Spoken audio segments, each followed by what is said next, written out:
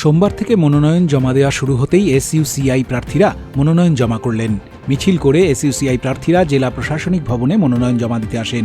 বালুরঘাটে নমিতা মহন্ত, তপনে বিকাশ নোনা, কুমারগঞ্জে রঞ্জিত দেব, গঙ্গারামপুর বিধানসভায় অমৃত বর্মন মনোনয়ন জমা দিয়েছেন। বুনিয়াদপুর প্রশাসনিক ভবনে হরিরামপুরের প্রার্থী ললিত রাও মনোনয়ন জমা দিয়েছেন।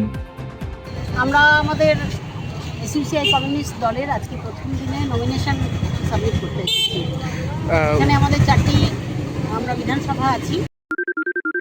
সোনাক্ষী, মশলা কোথায়?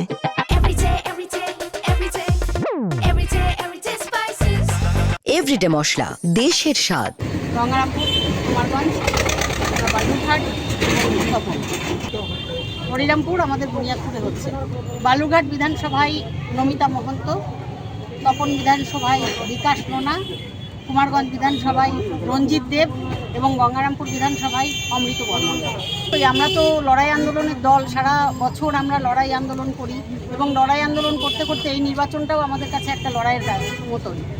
যেভাবে জনজীবন সমস্যার মধ্যে আছে, কেন্দ্র রাজ্যের শুধু জনবিরোধী নীতিই নয়, আকাশ ছোঁয়া দ্রব্যমূল্য বৃদ্ধি, বেকারত্বের হাহাকার সহ এই যে এসআইআর, অবৈধ এসআইআর, সমস্ত কিছুর প্রতিবাদে আমাদের লড়াই।